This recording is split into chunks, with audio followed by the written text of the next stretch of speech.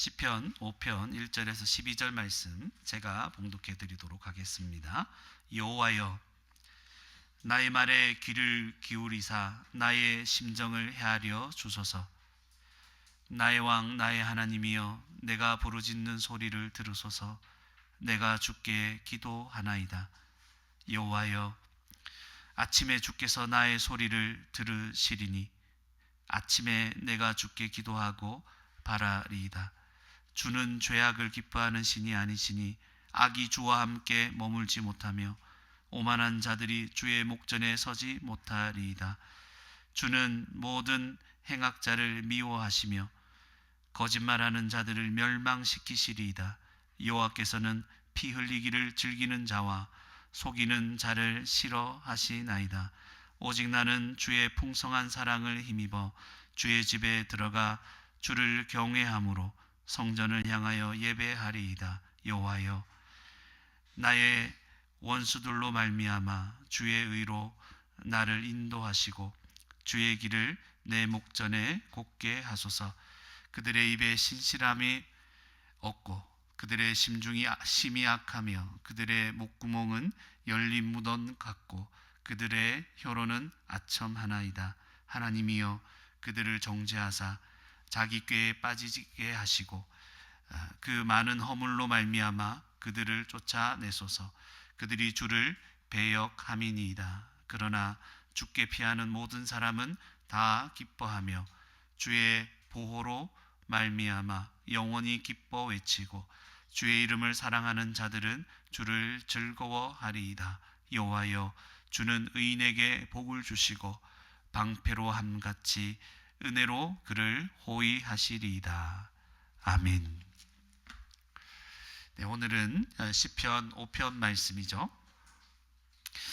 오늘 본문 말씀 이 시편도 시인이 굉장히 힘든 상황에서 부른 노래라는 것을 우리는 금방 알 수가 있습니다. 시편을 보면 항상 이런 부분이 많이 나옵니다. 힘들어요. 거의 대부분이 애가다 이렇게 얘기도 되고 힘들고 어렵다. 이건 우리에게 뭘 힌트를 주죠? 우리에게 우리의 인생에도 고통이 많다.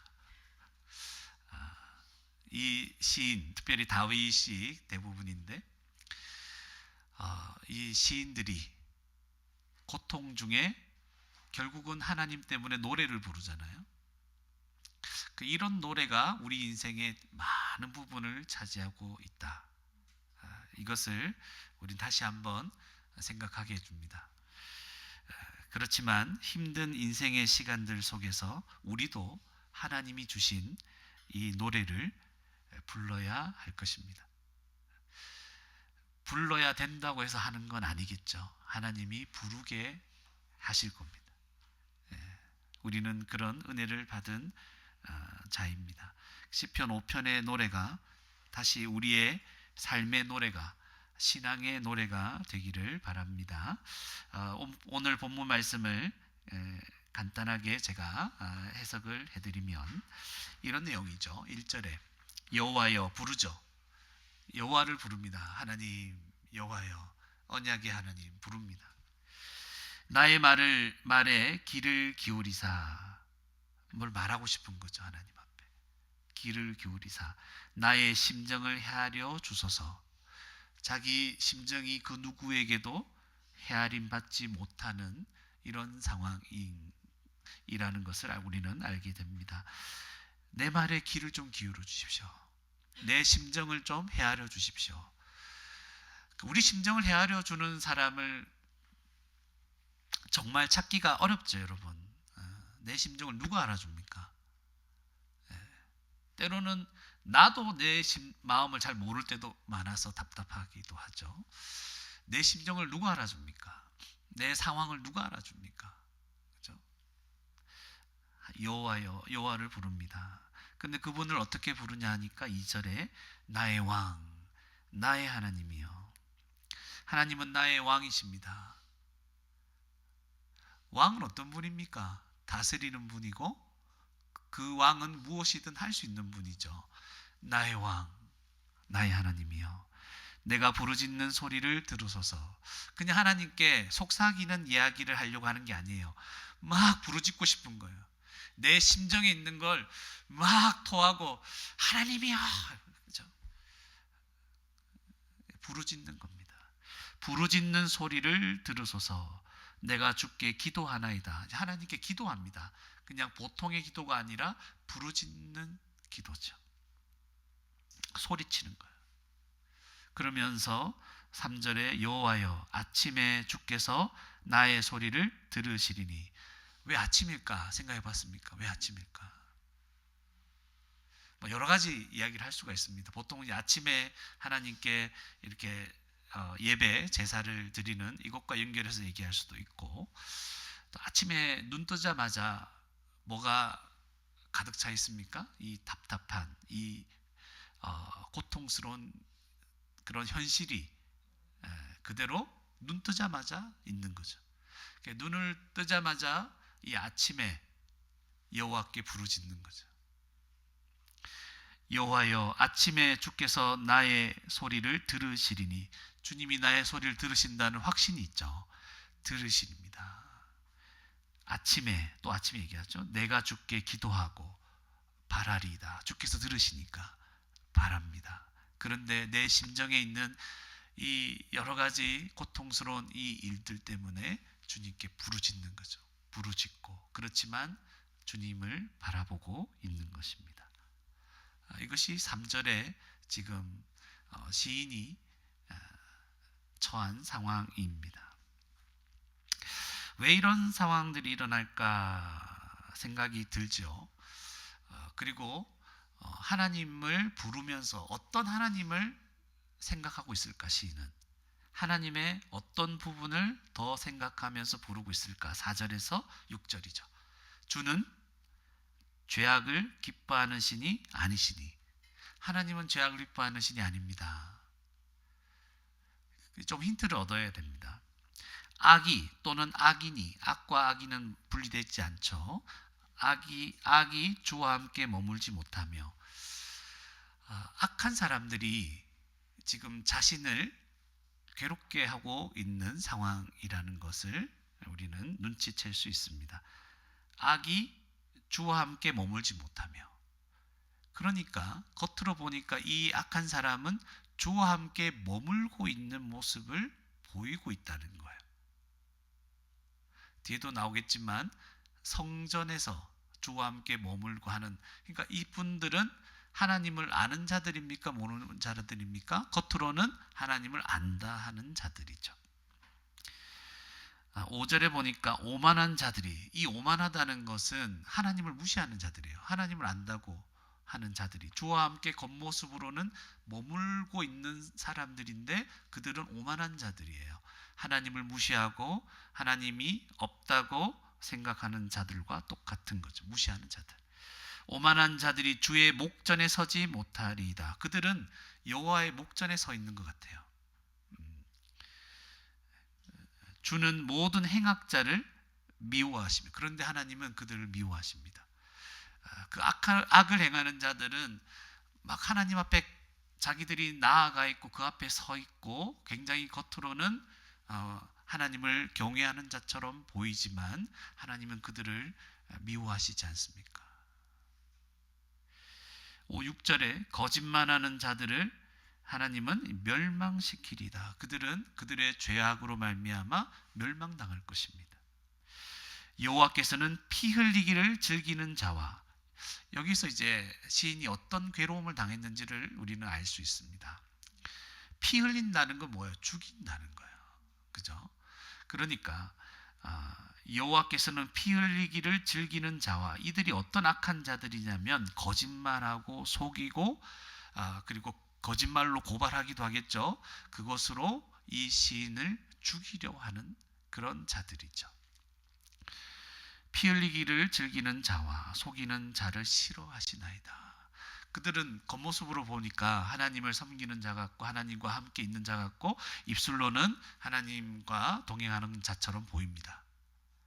그렇지만 뒤로는 이 시인을 거짓된 것으로 죽이려고 하는 이제 이런 자들이죠. 이런 고통 속에서 누가 내 심정을 압니까? 답답하겠죠. 큰 고통 가운데 있는 거죠. 부르짖는 거죠. 하나님이 아시지 않습니까?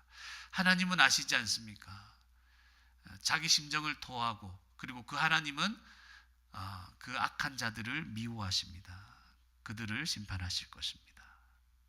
하나님 앞에서는 모든 것이 분명하게 드러나죠. 근데 사람들 앞에서는 그들도 하나님의 앞에 있는 것처럼 보이고, 이 억울함을 누가 알아주겠습니까?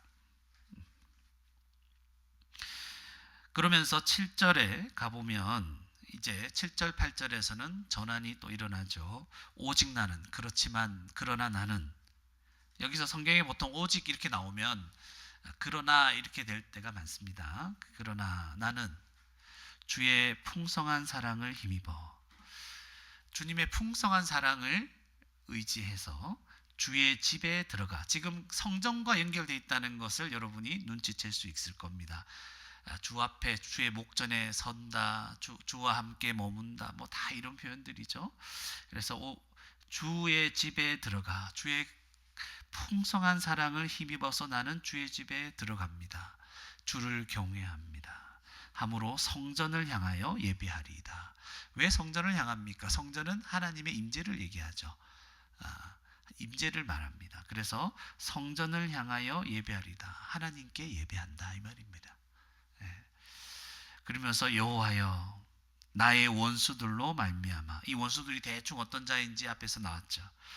이 원수들로 말미암아 주의 의로 나를 인도하소서. 이 말은, 주의 의는 뭐예요? 주님의 뜻이죠. 나의 의도 아니에요. 내가 하나님, 나는 바르게 살았지 않습니까? 내가 이렇게 살려고 하는데 나를 방해하는 사람들이 있습니다. 이렇게 얘기하는 게 아니고, 하나님, 내 원수들이 많습니다. 나를 죽이려고 합니다. 거짓말로 속이는 것으로 온갖 일로 나를 죽이려고 합니다. 그런 원수들이 있지만 주님, 주의 의로 나를 인도하소서. 주님의 뜻대로 살게 해주십시오. 원수들이 있지만, 나는 억울하고 내 심정은 말할 수 없을 정도 답답하고 힘들지만, 그렇지만 주님의 뜻이 이루어지기를 원합니다. 그리고 주의 길을 내 목전에 곧게 하소서. 그러니까 주의 길을 나의 눈앞에 곧게 하소서. 무슨 말이에요? 똑같은 말이에요. 주님의 뜻대로, 주님이 원하시는 뜻대로 내가 갈 수 있게 해주십시오. 그들과 타협하지 않게 해주십시오. 그들이 나를 괴롭힌다고 해서 내가 무너지지 않게 해주십시오. 주의 길만, 나는 끝까지 원수들 앞에서 주의 길만 곧게 갈 수 있도록 나를 인도해 달라고. 그죠? 이런 상황에서, 어려운 상황에서 하나님 저들을 어떻게 해주시고 그냥 내가 지금 여기서 벗어나서 내 뜻대로 잘 살게 해주십시오, 이게 아니고, 그들이 악한 일을 행하지만 나는 주님의 뜻대로 살게 인도해 주십시오.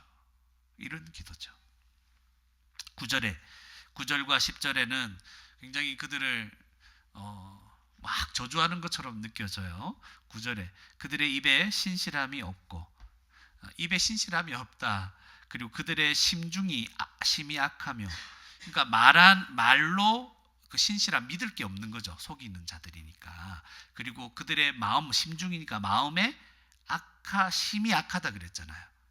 그러니까 이 입에 있는 이 거짓과 악한 말들이 어디서부터 나온 거예요? 마음에서부터 나오는 거죠. 마음이 부패해 있는 거죠. 그래서 그들의 목구멍은 열린 무덤 같고, 여러분 이 당시 이 지방의 무덤은 더운 지방이잖아요. 그러니까 사람을 묻으면 빨리 썩을까요? 천천히 썩을까요? 빨리 썩어서 냄새가 나죠. 무덤하면 냄새예요. 근데 목구멍이 탁 열려 있어. 열린 목구멍, 얼마나 냄새 나겠습니까? 그들의 목구멍 다 입에서 말하는 것과 연결되어 있는 거예요. 그래서 그렇게 열린 무덤 같이 냄새나고 더럽고 악하고 추악한 것들로 가득 차 있는데 마지막에 그들의 혀로는 아첨하나이다. 굉장히 더럽고 추악한데 입은 아첨하고 있어요. 굉장히 부드럽고 사람을 현혹할 수 있는, 겉으로는 문제가 되지 않을, 입만 살았어. 겉으로는 어떻게 비판할 것도 없어. 아첨하기만 해. 남들에게 좋게 보일 수도 있어요. 그러니까 얼마나 답답하겠습니까? 이런 자들이. 그런데 하나님이요, 10절에 그들을 정죄하사, 하나님이 어떤 분이에요? 심판하시는 분이죠. 그들의 정죄하사 자기 꾀에 빠지게 하시고, 하나님은 하나님의 공의가 세워지는 거예요. 악한 자들이 그냥 그대로 있는 것은 하나님의 공의와 맞지 않죠. 하나님의 공의를 바라보는 거예요. 저주하는 게 아니라 하나님의 공의가 탁 서서, 지금은 그들이 승리하는 것 같고 악한 자들이 힘을 얻는 것처럼 보여도 하나님이 심판하시고 하나님의 공의가 설 것입니다. 그 많은 허물로 말미암아 그들을 쫓아내소서. 어디서 쫓아냅니까? 주의 성전에서. 그들이 주를 배역함이니이다. 결과적으로 그들은 주님을 배역하고 반역하고 있는 자들이죠. 그러면서 다시 분위기가 전환됩니다. 11절에 그러나 주께 피하는 모든 사람은 다 기뻐하며, 이제 주께 피한 자들이 있죠. 주님께 피한 자들. 주의 보호로 주님이 보호해 주십니다. 악한 자들은 막 공격하고 거짓과 온갖 것으로 다 공격하지만 주님께 피한 자들은 다 기뻐할 것이고 주님이 보호해 주실 것이다. 근데 이 보호가 어디까지 이릅니까? 영원히. 주님이 보호하시는데 이 보호로 말미암아 영원히 기뻐 외치고, 이제 외칩니다. 아까 처음에는 부르짖었죠. 처음에 기도가. 근데 이제 뭐가 어떻게 외치나요? 기뻐서 외치게 되는 거예요. 주께 피하는 자들은 처음에는 너무 힘들어서 주님 도와달라고 부르짖지만 주님께 피하게 되면 어떻게 됩니까? 기뻐서 외치게 되는 거예요. 부르짖음의 전환이 일어나는 거예요. 주의 이름을 사랑하는 자들은 주를 즐거워하리이다. 이렇게 주께 피한 자들은 주님의 보호를 받고 주님을 사랑하는 거예요. 주님을 사랑하고 주님과 교제하며 주를 즐거워하는 거예요. 완전 분위기가 다른 거죠. 주의 보호 아래서 이런 삶을 살아가는 거죠. 12절에 여호와여 주는 의인에게 복을 주시고, 의인에게 복을 주십니다. 방패로 함같이 은혜로 그를 호위하시리이다. 방패가 뭐예요? 보호하는 거잖아요. 호위해주고 있는 거예요. 은혜로. 은혜는 자격 없는 자에게 거저주는 거죠. 우리가 뭐 잘나서 보여주는 게 아니라 하나님께서 그를 보호해 주신 방패. 하나님이 우리의 방패가 되십니다. 그것이 오늘 말씀의 대략적인 의미들이죠. 오늘 말씀을 통해서 한 세 가지만 짧게 생각했으면 좋겠습니다. 첫 번째는 하나님께 부르짖어라. 첫 번째는 하나님께 부르짖어라. 오늘 본문의 1절에서 3절 내용을 보면은, 그리고 뭐 6절까지도 보면은, 우리가 살아가는 인생들이 참 부르짖을 수밖에 없는 상황이다, 이 생각이 많이 듭니다. 부르짖기는 부르짖는데 누구에게 부르짖는가가 되게 중요하죠. 부르짖을 수밖에 없는 힘든 상황은 이 땅을 살아가는 사람들 누구에게나 다 있는 거죠. 그런데 누구에게 부르짖어야 됩니까? 그럴 때 나의 왕 나의 하나님이여, 이런 고백이 나오면 얼마나 좋겠습니까? 네. 그리고 하나님께 부르짖는다는 것은 뭡니까? 하나님께 부르짖는다. 하나님을 온전히 의지한다는 거예요. 우리가 참 어딘가에는 부르짖고 싶은 우리가 현실을 살아가고 있습니다. 부르짖고 싶죠. 답답하잖아. 내 심정 누가 헤아려 줍니까? 이 심정을 막 얘기하고 싶고, 그 세상 사람들은 하여튼 만납니다. 만나면 전부 자기 얘기하기 바쁘죠. 제가 이제 카페에 앉아 있으면 다 자기 얘기. 내가 이랬다 저랬다. 다른 사람 얘기 들어주는 사람은 거의 찾기가 어렵더라. 자기 심정을 막 그냥 얘기하고 싶은 거예요. 너 힘든 거, 어려운 거. 어떨 땐 또 자랑하고 뭐 둘 중에 하나입니다. 여러분도 한번 세상을 묵상하고 싶으면 카페에 앉아서 사람들 많이 오는 카페에 앉아서 가만히 조용히 들어보세요. 이 주위에서 일어나는 그 대화들을. 진짜 인생이 별거 없죠. 우리는 참 부르짖고 싶습니다. 왜 그런지 여러 가지 이유가 있죠. 내 인생이 내 뜻대로 되지 않잖아요.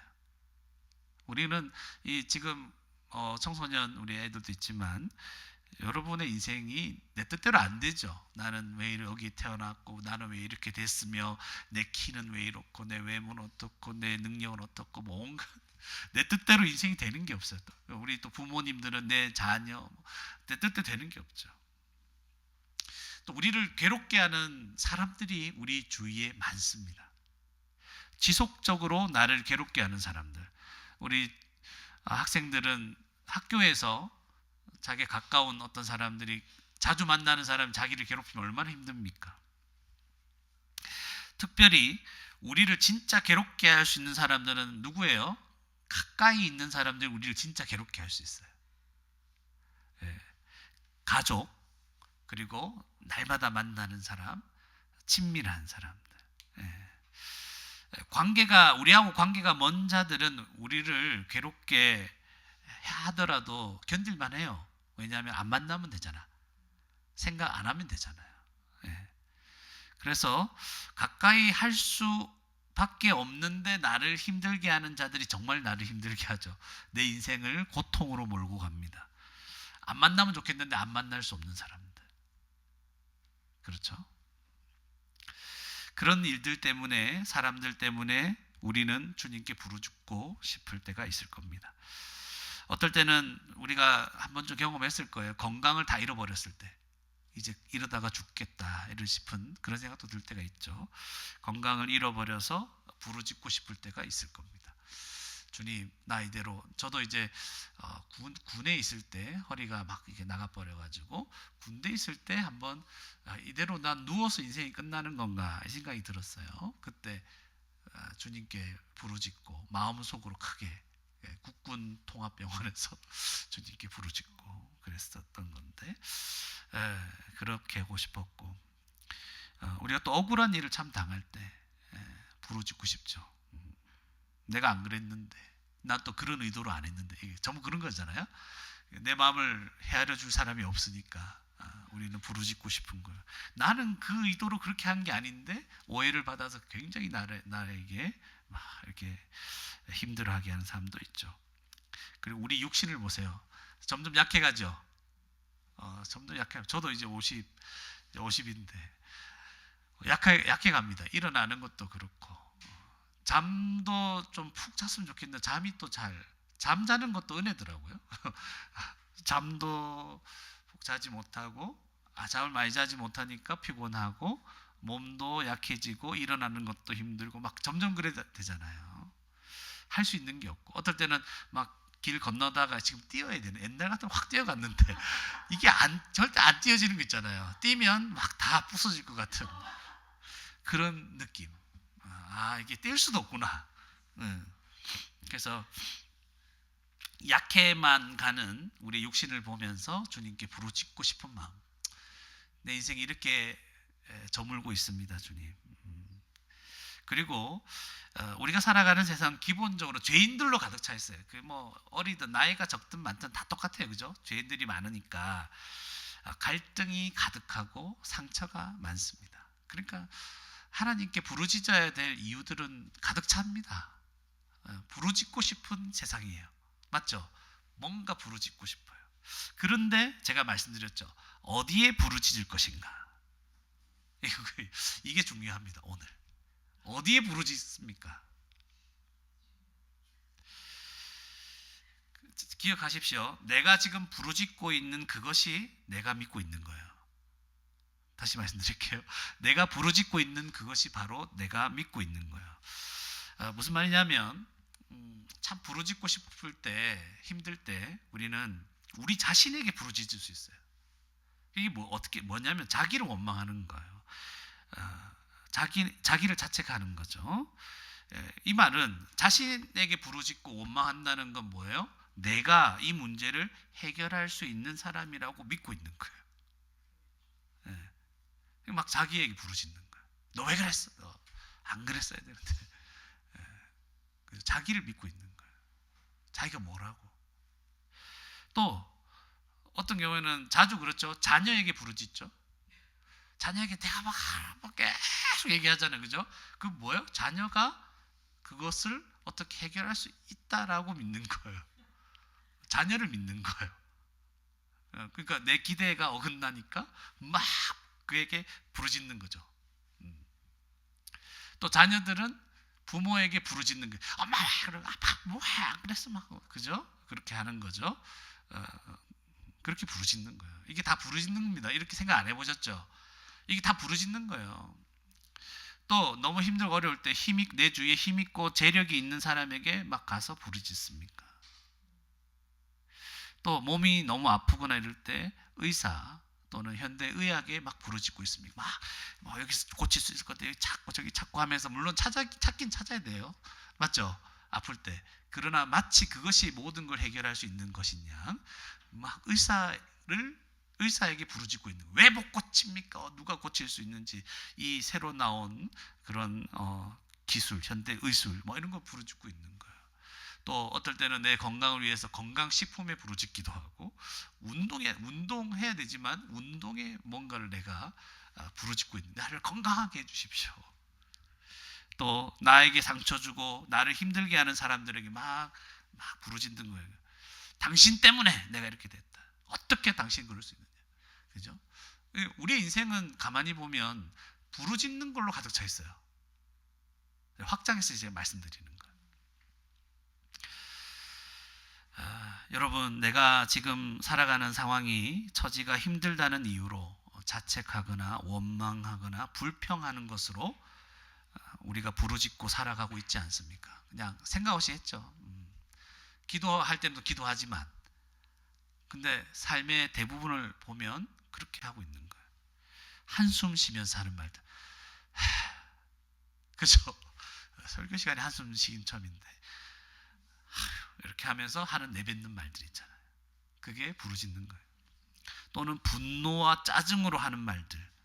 이게 다 부르짖음이에요, 여러분. 하나님께 부르짖은 이후에 그때는 기도한다고 하니까 좀 그죠? 체면을 좀 자세를 갖추고 이렇게 마음을 가다듬지만 그 기도가 끝난 이후에 하는 한숨과 모든 분노와 짜증 이렇게 막 내뱉는 말들 있잖아요. 이것들이 다 부르짖음이에요. 제가 뭐라고 그랬습니까? 이러한 부르짖음이 바로 우리가 믿고 의지하는 것이 무엇인지를 드러내주는 거예요. 그러니까 우리의 기도 시간과 우리의 일상이 자꾸 분리되잖아요.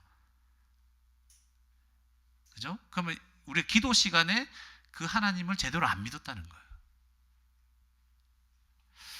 여러분, 하나님은 우리가 평생에 날마다 부르짖으며 의지할 수 있는 유일하신 분이십니다. 믿으십니까? 하나님께만 부르짖으십시오. 나의 말에 귀를 기울이시고 내 심정을 헤아려 주시는 분은 하나님이십니다. 내가 부르짖는 소리를 들으시는 나의 왕, 그분은 다 할 수 있잖아요. 나의 왕, 나의 하나님이 바로 우리가 부르짖는 대상이 되어야 됩니다. 하루가 시작되는 아침부터 내가 온종일 의지할 수 있는 분이 하나님이십니다. 아침부터라는 눈 뜨자마자 내 앞에 산적한 고통들이 있지만 눈 뜨자마자 뭐예요? 내가 온종일 의지해야 될 그분이 하나님이라는 걸 생각해야 됩니다. 이걸 생각하셔야 돼요. 뭘 하고 있더라도 주님께 부르짖으십시오. 아침부터 온종일 하나님만 의지했으면 좋겠어요. 그러니까 새벽기도 뭐 이런 거 하라 이런 말이 아니고 오늘부터 내일부터 연습합시다. 내일 눈 뜨자마자 뭘 의지하는가. 그런 연습을 의식적으로 좀 해도 좋을 것 같아요. 눈 뜨자마자 하나님 이렇게 해보세요. 아이고 하지 말고 늦게 일어나서 막 놀라지 말고 하나님 하면서 오늘 나에게 바로 눈 뜨자마자 눈앞에 다가온 여러 가지 걱정거리들, 힘든 일들을 떠올리면서 하나님 내 심정을 헤아려 주십시오. 하나님이 아닌 그 누구에게도 내가 부르짖지 않겠다고 다짐하시기 바랍니다. 예. 내가 누구에게도 싫은 소리 하지 않고 그 누구에게도 원망하지 않고 불평하지 않고 그 누구한테도 아쉬운 소리 하지 않고 내가 하나님께만 부르짖겠습니다. 하나님은 내가 평생 날마다 온종일 의지해도 되는 분이 맞습니까? 이걸 생각하셔야 돼요. 그런 분이 맞다면 그 하나님을 생각하고 하나님만 의지함으로 하루하루 보내세요. 그러니까 평생 뭐 몇 년 생각하지 말고 우리에게는 하루만 주어집니다. 하루 의지하세요. 그리고 내일 또 하루 의지하고 아침부터 온종일 하나님께만 부르짖는 저와 여러분이 되기를 바랍니다. 예. 꼭 기억하십시오. 우리의 모든 말과 행동은 다 부르짖는 것이다. 근데 하나님께만 부르짖으십시오. 두 번째로 그리스도 안에서 베풀어 주신 풍성한 사랑을 기억하십시오. 그리스도 안에서 베풀어 주신 풍성한 사랑을 기억하십시오. 여러분, 하나님은 죄악을 기뻐하지 않는 분이시죠. 하나님은 풍성한 사랑을 베푸는 분이기 때문에 그분의 사랑에 힘입어 우리가 하나님께 나갈 수 있고 예배할 수 있습니다. 하나님이 풍성한 사랑을 안 베푸시면 예배할 수 없어요. 그분이 계신 곳으로 나갈 수 없습니다. 그리고 하나님은 10절에 악한 자들을 어떻게 합니까? 심판하실 겁니다.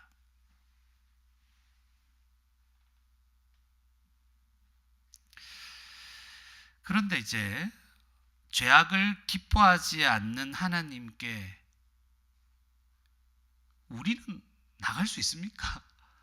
근본적인 질문이죠. 죄인은 나갈 수 없잖아요. 저와 여러분은 원래 나갈 수 없는 자들이잖아요. 그리고 하나님의 진노를 피할 수도 없습니다. 9절에 보니까 어떤 표현이 있죠? 그들의 목구멍은 열린 무덤 같다. 여기서 어디서 많이 본 구절 아닙니까? 어디서 본 것 같아요? 로마서에 보면 로마서 나중에 한번 제가 읽어드릴 텐데 그들의 목구멍 열린 무덤 같다. 그대로 인용하는 게 로마서에 나와요. 모든 사람은 죄인이다. 이걸 바울이 증명해주는 부분에서 그들의 목구멍은 열린 무덤이다. 그대로 나와요. 네. 그러니까 모든 사람이 다 죄인이라는 거예요. 이런 표현을 하는 것 자체가. 그래서 하나님의 진노가 있을 겁니다. 히브리서에 보면 우리 하나님은 소멸하는 불이심이라. 로마서 1장 18절에는 하나님의 진노가 불의에 대하여 나타나나니. 하나님의 진노를 피할 수 없습니다. 저와 여러분은. 그래서 로마서 3장 9절에서 18절 말씀을 보면 제가 읽으면 조금 잠깐만 말씀을 드릴게요. 그러면 어떠하냐? 우리는 나으냐? 결코 아니라. 이방인도 다 죄인인데 유대인 하나님을 안다고 하는 우리는 뭐 괜찮은 사람입니까? 아니다. 유대인이나 헬라인이나 다 죄 아래 있다고 우리가 이미 선언하였노라. 기록된 바 의인은 없나니 하나도 없으며. 우리 다 죄인입니다. 진노를 피할 수 없어요. 깨닫는 자도 없고 하나님을 찾는 자도 없어요. 다 치우쳐 무익하게 되고 선을 행하는 자는 없나니 하나도 없어요. 그래서 우리가 했던 삶, 생각했던 것, 행동했던 이 삶을 다 이렇게 살펴보면 죄인입니다. 하나님의 진노를 피할 수 없어요. 그리고 13절에 여기 로마서에 보면 그들의 목구멍은 열린 무덤이요 그 혀로는 속임을 일삼으며 그 입술에는 독사의 독이 있고, 아까 표현했던 것들이 그대로 인용되죠. 그 입에는 저주와 악독이 가득하고 그의 발은 피 흘리는데 빠른지라. 파멸과 고생이 그 길에 있어 평강의 길을 알지 못하였고 그들의 눈앞에 하나님을 두려워함이 없느니라 함과 같으니라. 하나님을 두려워함이 없어요. 이것이 우리의 모습이었던 겁니다. 끔찍하죠? 이런 죄인에게, 하나님의 진노만 기다리고 있는 죄인에게 하나님이 뭘 베푸셨다? 풍성한 사랑을 베푸셨다고 시인이 고백하죠. 나는 주의 풍성한 사랑을 힘입어. 그러니까 자기 의로는 하나님께 나아갈 수 있는 그런 자가 아니에요, 이 사람도. 하나님은 그런데 어떻게 은혜를 베푸셨습니까? 여러분도 잘 알죠. 예수님을 통해서 죄인에게 풍성한 사랑을 베푸셨습니다. 진노를 피할 수 없는 죄인을 대신해서 예수님 십자가에서 그 모든 진노를 다 받으셨죠. 하나님의 공의가 만족됐습니다. 죄악을 기뻐하시는 신이 아니고 그 죄악을 심판하시는 하나님께서 진짜 우리의 모든 죄를 십자가에서 다 심판하신 거죠. 그 심판을 예수님이 당하신 거죠. 무서운 십자가, 그것이 우리가 거기에 달리면 무섭잖아요. 감당할 수 없어요. 그러나 예수님이 우리 대신 그 십자가를 담당하셨기 때문에 이 사랑은요, 풍성한 사랑입니다. 누가 이런 사랑을 베풀어 줄 수 있습니까? 그래서 우리는 그 풍성한 사랑을 힘입어서 주의 집에 들어갈 수 있는 거예요. 그래서 히브리서 10장에 보면 예수의 피를 힘입어 성소에 들어갈 담력을 얻었나니, 주의 집에 들어가 주님과 함께 있고 그분 안에 거할 수 있게 하는 것은 누구밖에 없어요? 예수님의 십자가 보혈의 공로, 예수의 피밖에 없는 거예요. 우리는 그런 은혜를 받은 자들입니다. 풍성한 사랑이에요. 우리가 주님의 풍성한 사랑이라고 했을 때 하나님 내 기도에 응답하시고 나를 도와주시고 나와 함께 하시고 이런 거 생각을, 물론 그것도 맞죠. 근데 진짜 풍성한 사랑은 뭐예요? 우리를 대신해서 죽으신 사랑입니다. 우리 부르짖어야 하는 우리의 현실 속에서 하나님은 그리스도 안에서 이제 우리를 인도해 주십니다. 풍성한 사랑이 십자가에서 부어졌고 그 이후로 그것을 믿고 주님 안에 거하는 우리 모든 성도들, 주님이 이제 그리스도 안에서 우리를 인도해 주고 계십니다. 8절에 주의 의로 나를 인도해 주고 주의 길을 내 목전에 곱게 하신다. 그 의미를 말씀을 드렸잖아요. 원수들로 말미암아 내가 타협하지 않고 죄짓는 삶과 타협하고 막 살아가는 이런 것들 하지 않고 주님의 뜻대로 살게 해달라고, 인도해달라고 하는 표현이었죠. 여러분, 우리의 삶의 이 현실이 힘들면 우리의 마음과 삶의 방향이 쉽게 굽어질 수 있습니다. 맞죠? 힘들면 진짜 다 뭐 내팽겨치고 싶잖아요. 힘들면요, 너무 힘들면 입에서 험한 말도 나오고 마음에서 막 악한 마음도 나오고, 그죠? 짜증도 분노 막 섞여서 원망, 이게 다 함께 우르르 나와요. 그죠? 다 형제들인 것 같아요.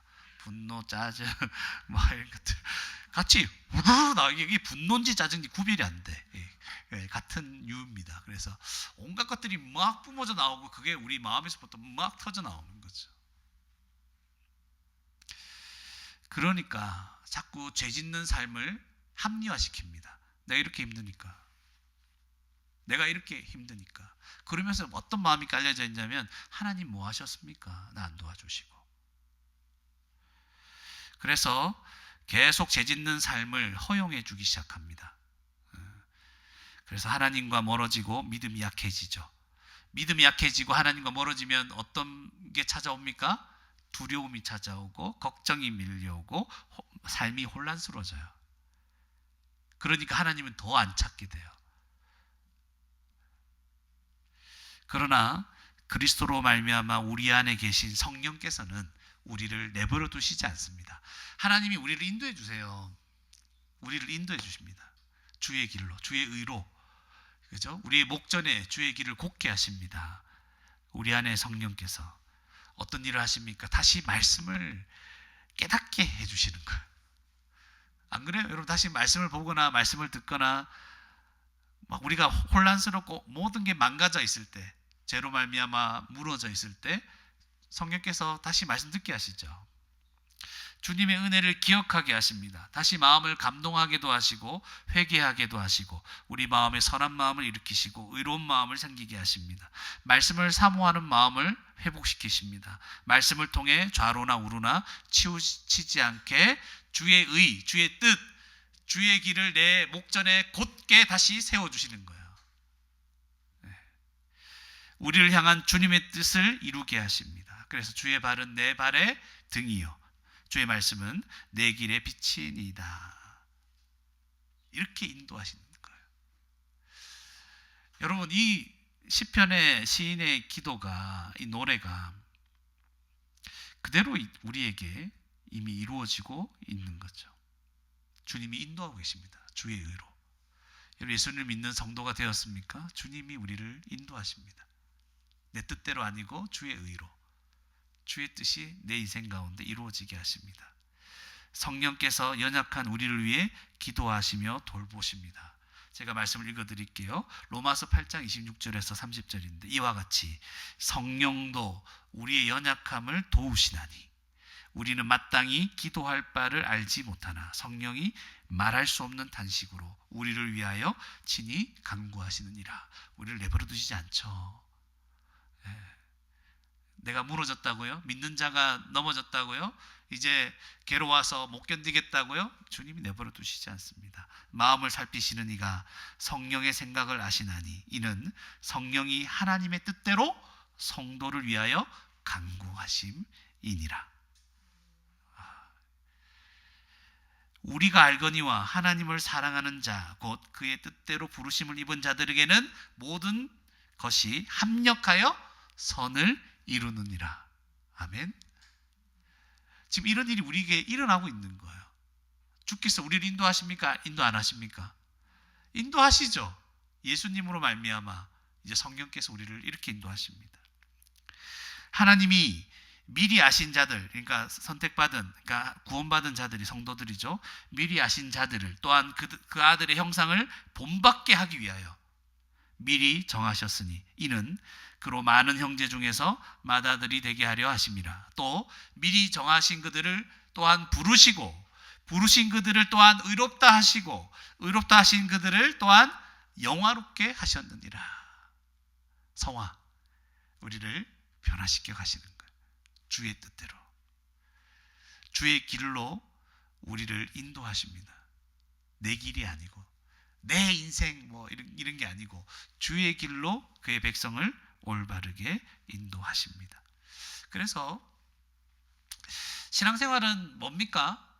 신앙생활은 주님이 베풀어 주신 그 풍성한 사랑을 기억하는 것이 신앙생활입니다. 복잡하지 않아요. 신앙생활은 복잡하게 뭐 이것저것 그게 아니고 신앙생활은 주의 사랑을 기억하는 것입니다. 기억해야 되는데 뭘 기억해야 됩니까? 십자가 사랑. 주의 사랑은 십자가 사랑이죠. 그 사랑을 기억해야 됩니다. 십자가에서 이미 우리에게 주신 것들, 또 장차 주실 것들, 우리가 죄 사함 받았고 하나님의 진노를 피했고 하나님의 자녀가 되었고 하나님 나라를 상속받게 될 것이고 우리가 기도할 때 그분이 들으시고 응답하시고 하나님과 교제할 수 있게 되었고 하나님의 그 사랑 가운데 삼위일체 하나님의 그 사랑 가운데 우리를 초대하셔서 그 안에 거하게 하신 거예요. 우리를 놀라운 하나님과의 교제가 이런 거예요. 그리고 가장 선한 것으로 우리를 인도하시고 합력하여 모든 것이 그래서 선을 이루게 되는 거예요. 우리를 어떻게 가장 선한 길로 인도하십니까? 우리의 모든 인생의 삶들이 합력하여 다 선이 되게 하십니다. 주의 뜻이 이루어지게 하실 겁니다. 놀랍지 않습니까, 여러분? 신앙생활은 주님이 이미 우리에게 베풀어 주신 이 풍성한 사랑을 기억하는 것, 십자가 사랑, 이걸 기억하는 것입니다. 그래서 우리의 싸움은 어디에 있습니까? 우리의 그 믿음의 싸움은 어디에 있냐면 날마다 이 사랑을 기억하기 위한 싸움인 거예요. 이게 그냥 간단하게 말하면 이게 영적 싸움인 거예요. 무슨 싸움? 말씀을 연구하는 싸움. 또 나오죠. 말씀 붙잡는 싸움이에요. 이거 싸워야 돼요. 네? 싸워야 돼요, 여러분.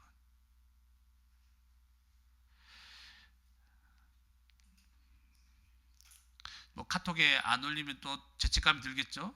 이건 교회가 여러분에게 주는 거예요. 죄책감을 가지십시오. 왜냐하면 교회가 양육하는, 지도하는 거잖아요. 그죠? 거기 내가 불순종하고 있다는 게 지금 카톡에 안 올라오는 것으로 드러나잖아요. 그죠? 예전에도 그랬고. 그냥 순종해요. 순종하고 다시 말씀 붙잡는 싸움을 싸우라는 거예요. 내가 그랬죠? 제가 한 줄만 적어도 된다. 한 줄만 적어요. 복잡하게 느껴지면 한 줄만 적어요. 나도 여호와를 불러야 되겠다. 부르짖어야 되겠다. 이렇게 적어도 되잖아요. 해요. 무조건.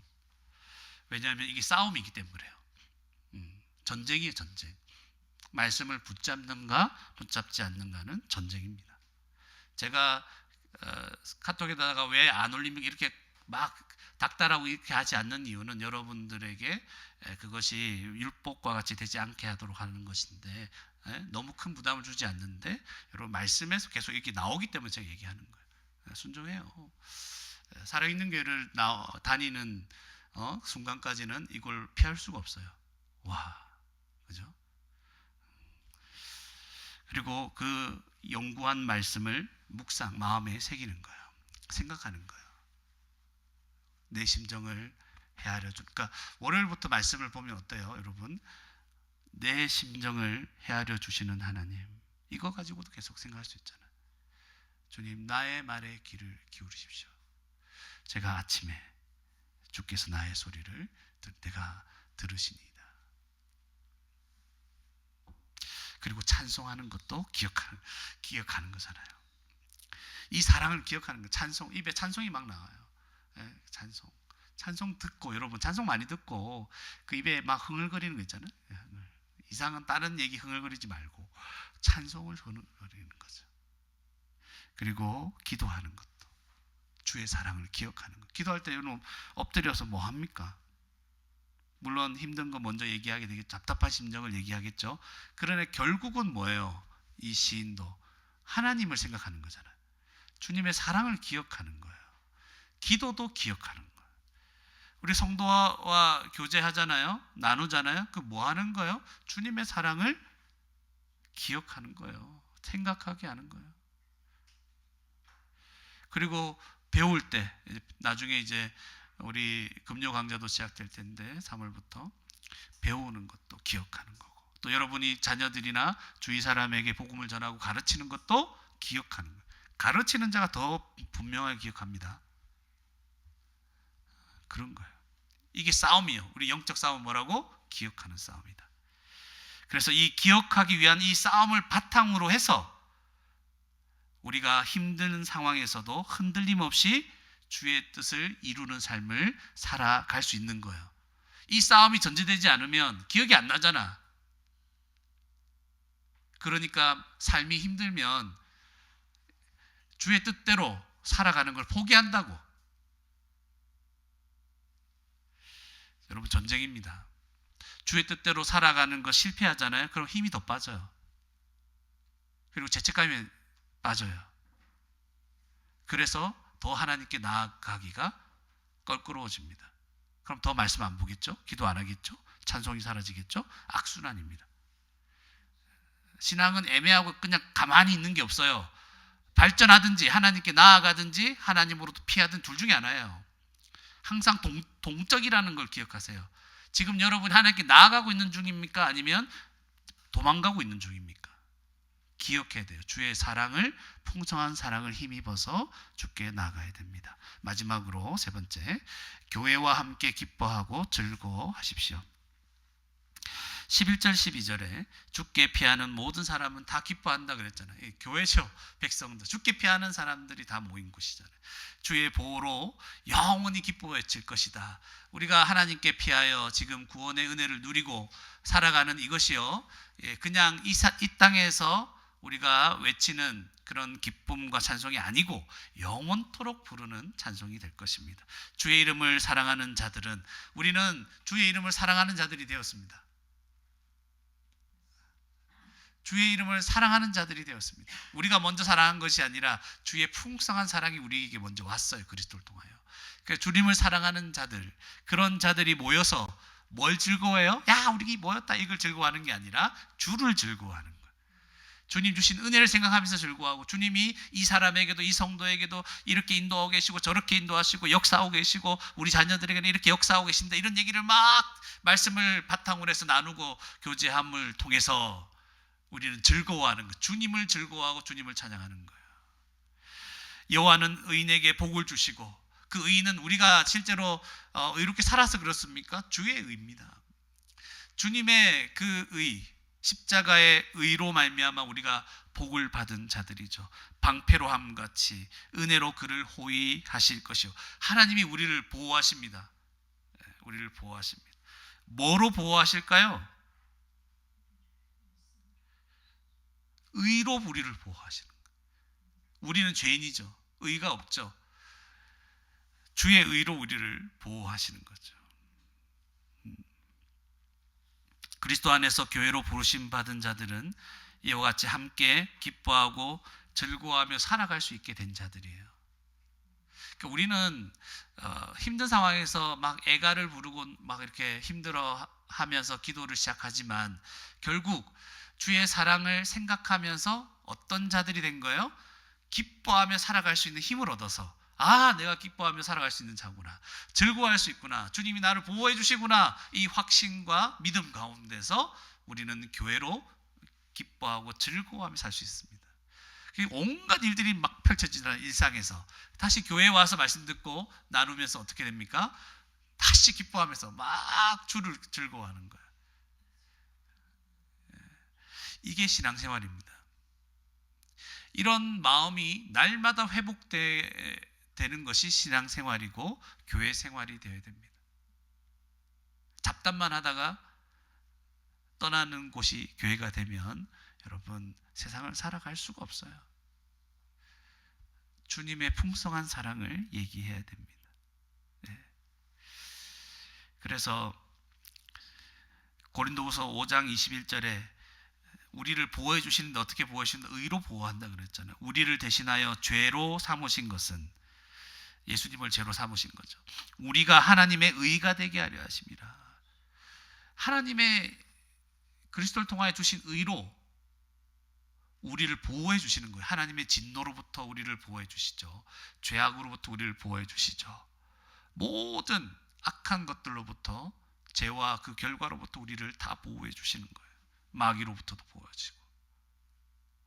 그래서 우리는 믿음의, 에베소서에 나오는 것처럼 믿음의 방패를 가지고, 믿음의 방패죠. 십자가에서 이루신 것을 굳게 믿고 그 방패를 가지고 주님이 보호하신다는 믿고 살아가야 되는 거죠. 그래서 우리는 주님을 사랑하며 그분과 교제하는 그런 변화된 자들이 함께 모였잖아요. 즐거워할 수밖에 없죠. 주님의 은혜가 지금 이미 넘쳤는데, 그리스도로 말미암아 즐거워야 됩니다. 잠시 힘들어할 수 있어요. 잠시 막 인상이 써지고 너무 걱정이 돼서 막 얼굴이 막 시커매지고 막 그렇게 될 수 있어요. 거기에 막 압도당할 수 있어요. 일주일 동안 살면서.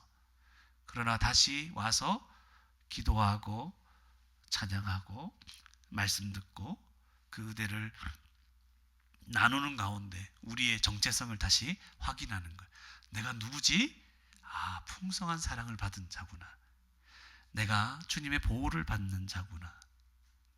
그죠? 나는 기뻐하고 즐거워할 수 있는 그런 자구나. 영원히 기뻐할 자구나. 나는 주님과 함께 머무는 자구나, 성전에서. 그래서 우리는 교회가 모일 때마다 확인해야 될 게 있죠. 나는 주께 피했다는 사실을 확인하셔야 돼요. 나는 그리스도에게 피했다, 주님께 피했다, 이걸 확인하는 시간이 되어야 됩니다. 그리고 성도의 교제는 더욱 주님의 은혜와 복을 기억하는 것이 되어야 되겠죠. 그냥 그동안 어떤 일이 있었나, 이거 얘기도 잠시 할 필요가 있죠. 그러나 주님의 은혜와 복을 기억할 수 있는 교제가 되어야 됩니다. 그리고 교회가 항상 하는 게 뭐예요? 주님을 사랑하고 그분과 즐거운 교제로 인도하려고 하는 것이 교회입니다.